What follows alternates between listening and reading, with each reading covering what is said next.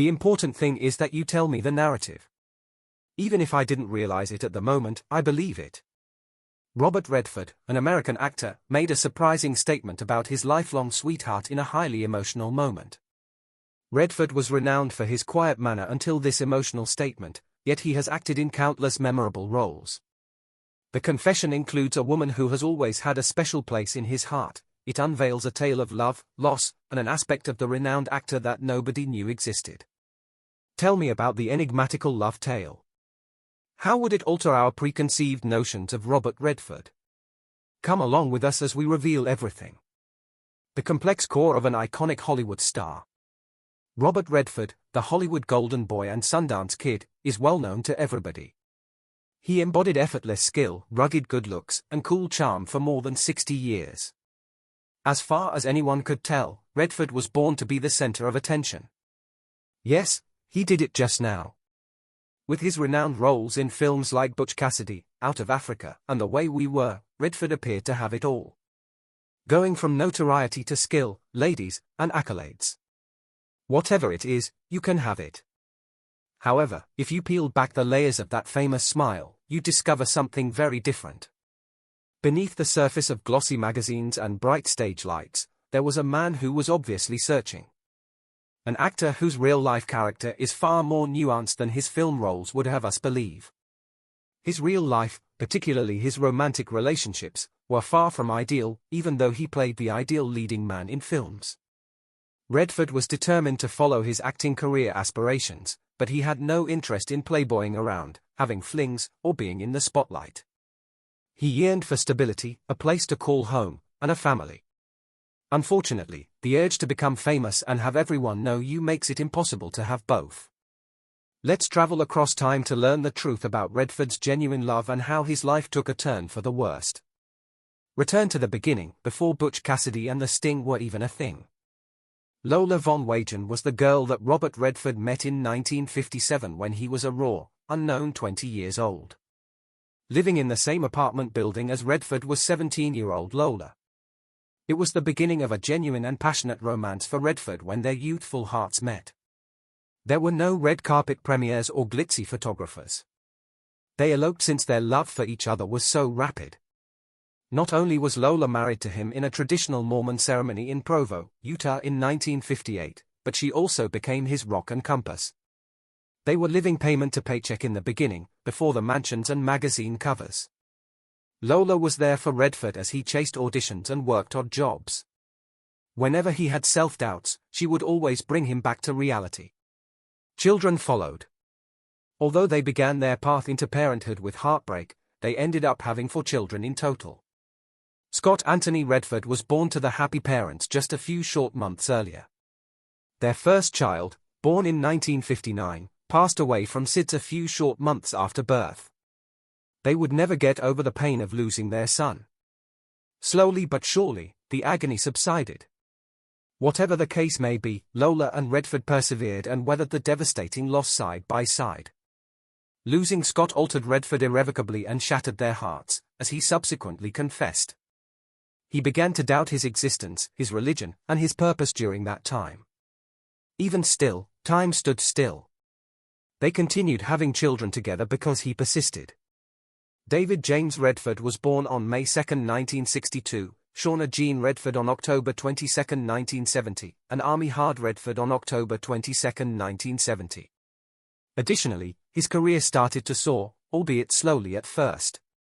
Redford had become a household name by the mid-1960s. He became famous in the 1970s. However, becoming a famous person wasn't cheap. There was an element of strain since all of a sudden, everyone could see his every move. Every time he looked at a lady or spoke to a woman, it made news. The media was more concerned with selling tales than with his marital status. And stories were peddled by the likes of young, blonde, brooding Robert Redford. Lola had a tough time during that time. Her unintentional acceptance of stardom was a major setback. In spite of the emotional strain, the distance, and the rumors, she remained in Hollywood for a long time, even though she was used to a more private and tranquil existence. But eventually, the fissures got too wide to ignore, and they discreetly ended their marriage in 1985. Just two individuals who had grown too distant from one another, no scandals, no public smearing. Even while the great actor avoids discussing it, his voice still carries a pain whenever he does. He expressed regret in an interview for the suffering he caused his family as a result of his work and said that juggling his love life with his popularity was the most difficult thing he had ever faced. Even though Robert Redford is famous for being a heartthrob and rock star, he was also a man who loved deeply and tragically lost a lot. What followed, then? You might be even more surprised by how his personal life continued following Lola. Continue to observe. Adieu, sweetheart. Greetings, fame. The lingering gloom of grief.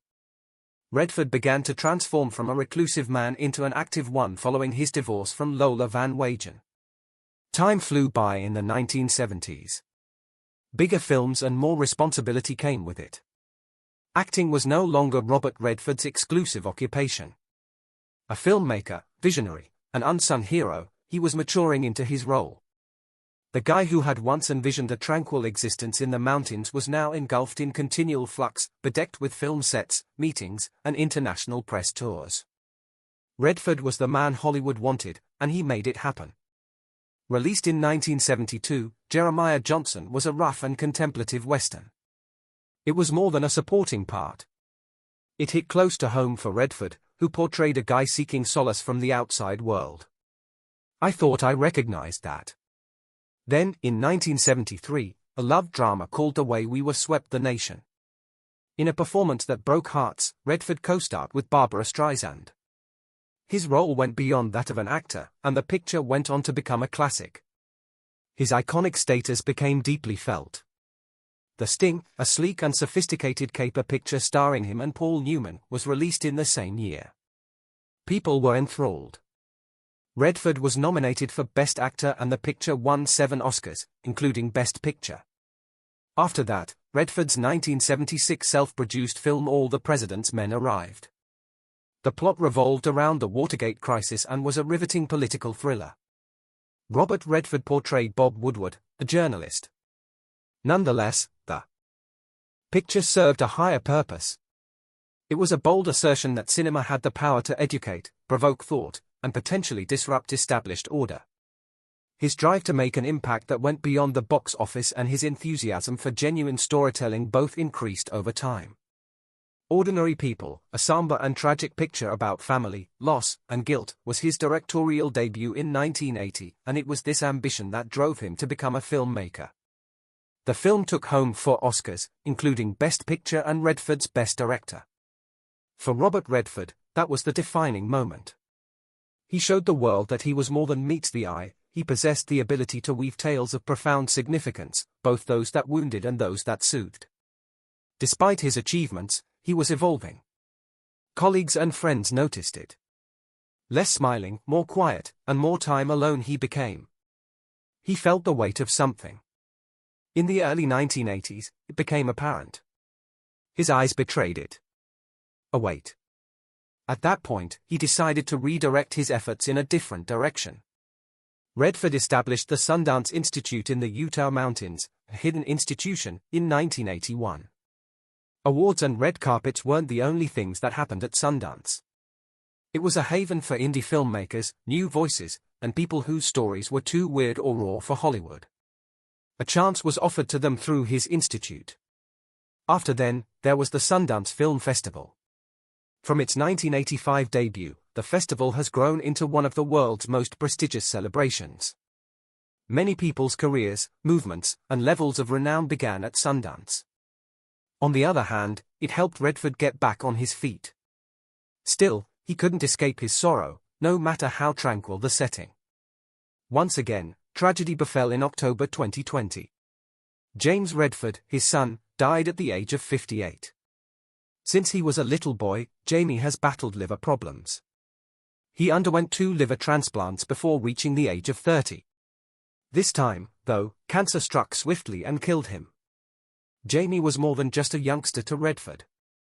He was a father, a loving filmmaker, a kindred soul, and an advocate for mental health, compassion, and clean water through film. Something snapped when he left. Scott, Redford's first son, passed away in 1959. Though the pain had always been there, losing Jamie again after all these years was like taking a second punch in the gut. Pain doesn't care about his age, even if he is older and wiser today. Redford took his time getting back to work this time. He stepped back. Long days of walking would pass as he pondered and asked himself the tough questions. During those periods of sadness, contemplation, and decision-making, he started to undergo a transformation. Love and a second opportunity gradually reopened a previously closed door in him. It appeared as though Redford's heart had fallen silent for all time, but then a new person entered his life. Someone who took part in the next phase of his life alongside him. Exactly who was this woman? How did things shift? How, after everything that Robert Redford had been through, was he able to rediscover love? Make sure you tune in. On a quest to discover love again, peace, and the specters of bygone days. After suffering a heartbreak, one must go forward with life. It eventually becomes silent. Robert Redford did so in 1996 from his spiritual and artistic haven of Sundance, Utah. That was the year he crossed paths with Sibyl, a multimedia artist from Germany. Sibyl was born in Hamburg in 1957 and has a deep love for the outdoors. Worked tirelessly on art projects because she cared deeply about environmental issues, water, and the future of our planet. She wasn't awestruck by Redford, unlike many others who had passed through her life. To be more precise, she failed to recognize him entirely. Neither the Sundance Kid nor any other Hollywood icon was he to her. Just call him Robert. That honesty and candor piqued Redford's interest. He had become accustomed to his reputation after years of being admired for it. For Redford, it was all about being straightforward and honest. Her attitude was new to him after decades of adoration for his celebrity. His principles, more than his demeanor, prompted her response. Soon enough, they were chatting and hanging out more. Their bond had matured into something extraordinary. There were no flashy events, no romance novelties, and no red carpet appearances. It never wavered. On the common ground of a love of art, the outdoors, and a life lived simply. They were sharing a home by December 1996. In Sundance, far from Hollywood, where he felt most at home, they had a house. They coexisted in relative obscurity for more than 10 years.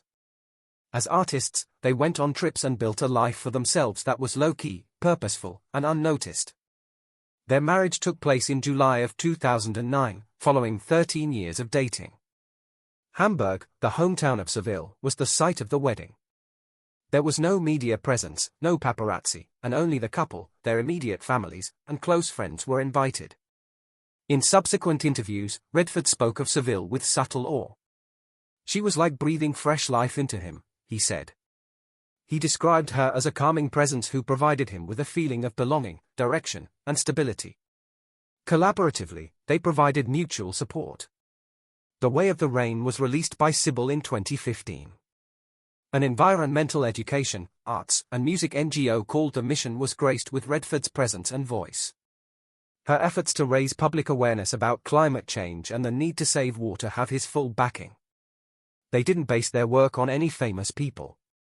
Creativity, respect, and a common goal of using art to advance social justice were the cornerstones of its founding. Redford started to separate himself from Hollywood as he got older. Back in 2018, he broke the news that he would be retiring from main roles after The Old Man and the Gun. Critically, the picture was a smashing success. A reflective and understated film, it reflected his own life to some extent. Following that, he avoided the limelight. At the age of 88, he shocked everyone in early 2025 with a guest appearance on Dark Winds, an AMC series. Though modest in size, it served as a fitting tribute to the art form to which he had devoted over 60 years of his life. Nonetheless, there was grief in private. It was previously reported in October 2020 that James Redford, the son of Redford, died of liver cancer. The man eventually known as Jamie was not only Robert's son, but also his buddy, creative partner, and collaborator. Jamie, an environmentalist and documentary filmmaker, has tackled serious issues in the fields of clean energy, mental illness, and organ donation in her films. For Redford, his passing was a tremendous tragedy. It brought up the painful memories of his first child's death from SIDS in 1959, Scott. A peaceful reconciliation with Jamie's first wife, Lola Van Vegenen, was another unanticipated outcome of his passing. There was no romance in it. However, the unimaginable happened to both of them again, and their common grief reconnected them as friends and parents. This reunification was approved of by Sibyl. She realized that when you're heartbroken, you make space for old friendships. Lola was always more of a fellow traveler than a competitor in her eyes. According to Redford's friends and family, he has been more forthcoming about his personal life in recent years. Reportedly, he revealed an extremely private thought in one conversation. The barriers began tumbling down at this tranquil period in his latter years with Sibyl's affection, even though he was plagued by thoughts of loss and grief.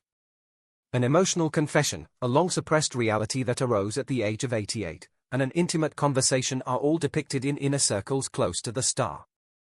Did you hear what he admitted? It was shocking to everyone who heard it. This shocking confession, what was it? Is there anything he confessed regarding his soulmate?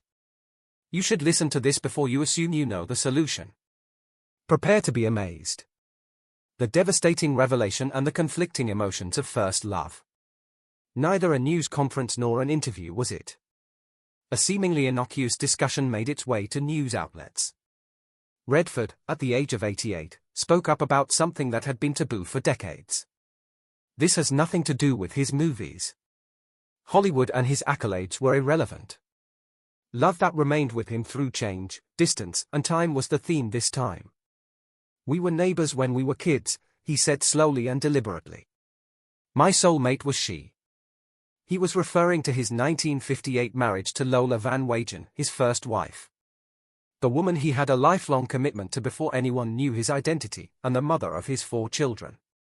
Not because he had never loved again, but because he still felt this connection so strongly 40 years after they divorced. This confession startled everyone there. And he continued beyond that. When their marriage experienced problems, he admittedly accepted the blame. Reportedly, he stated that we did not succeed. And I am responsible for that in many ways. This level of candor was unusual coming from a man who had spent his entire life protecting his privacy. It felt genuine. The years had taken their toll on his voice. He had no intention of disparaging his current wife, Sibyl, with whom he has been in a committed relationship since 1996 and married since 2009. According to Redford's close associates, he truly loves and respects Sibyl. Through harmony, the natural world, and common principles, they have created a life together. With her, he found stability. Later in life, she provided him a sense of direction. But there was something more to what he said about Lola, and I think a lot of people can connect. An indelible imprint was made by that first love, the one that was born before fame, fortune, and success. Why? Redford clarified. Pure, he said. He supposedly stated that it was the most important thing. Before the movies and before the hype. It was just us figuring life out. In interviews over the years, Redford rarely spoke about Lola. But in a 2001 Parade magazine interview, he called their marriage a big part of his life and said Lola was a great mother. He always spoke respectfully. But this recent conversation went deeper. It hinted that the emotional connection never fully disappeared. He said their love laid the foundation for everything that came after. It shaped who he was, how he saw the world, and what he valued. He acknowledged how their shared grief, especially after the death of their son, James Redford, in 2020, brought them closer again, not romantically, but in understanding. They had lived through things few others could understand. 2 parents who buried 2 sons, 2 people who shared a private history that no one else could ever fully grasp. This wasn't just a personal confession. It was a moment of reflection that speaks to something universal. It's easy to assume that with time, old loves fade. But Redford's words show that some don't. Some stay, quietly. Not interfering, not demanding, but simply present. This doesn't lessen the love we find later in life. It doesn't make current relationships weaker. It simply reminds us that the human heart is complicated. capable of holding more than one deep love, capable of cherishing the past without denying the present. At 88, Redford isn't chasing new fame. He's not trying to rewrite his legacy, but is simply telling the truth, a truth shaped by time, by loss, by decades of silence, and finally, by an honest confession. What do you think? Was Redford's confession surprising or deeply relatable? Let us know what you think in the comment section below. Don't forget to like, share, and subscribe. Also, click the next video shown on your screen. You'll enjoy it.